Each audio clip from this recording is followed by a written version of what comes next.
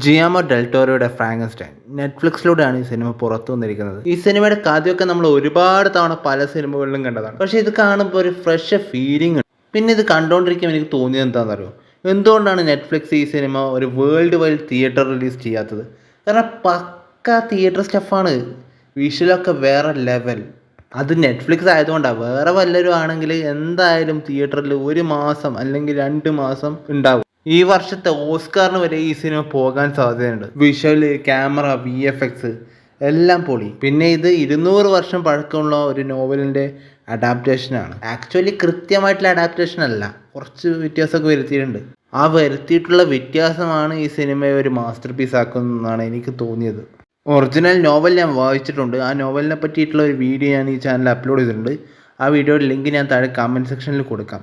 പിന്നെ ഈ സിനിമയുടെ കഥ എന്താണെന്ന് പറഞ്ഞു കഴിഞ്ഞാൽ, ഒരു ഭ്രാന്തനായിട്ടുള്ളൊരു സയൻറ്റിസ്റ്റ് ഒരു മനുഷ്യനെ നിർമ്മിക്കാൻ വേണ്ടി തീരുമാനിക്കുന്നു.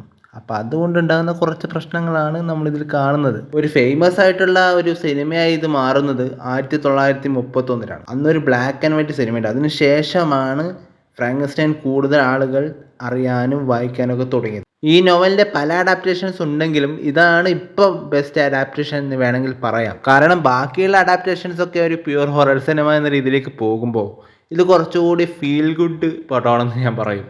അല്ല, കുറച്ച് വയലൻസ് ഒക്കെ ഉണ്ട്, എന്നാലും ഞാൻ പറയും ഈ അവസാനമൊക്കെ ഇതിൻ്റെ എൻഡിങ് ഒക്കെ ആകുമ്പോൾ ഒരു വല്ലാത്തൊരു ഫീലിംഗ് ആണ്. പിന്നെ നമ്മുടെ യന്ത്രൻ സിനിമയൊക്കെ ഇതിൻ്റെ ഒരു മോഡേൺ അഡാപ്റ്റേഷൻ ആണെന്ന് വേണമെങ്കിൽ പറയാം. എന്തുകൊണ്ട് ഞാൻ അങ്ങനെ പറഞ്ഞു എന്നുള്ള കാരണം മനസ്സിലാക്കണമെങ്കിൽ നിങ്ങൾ ഉറപ്പായും ഈ സിനിമ ഒന്ന് കണ്ടു നോക്കണം.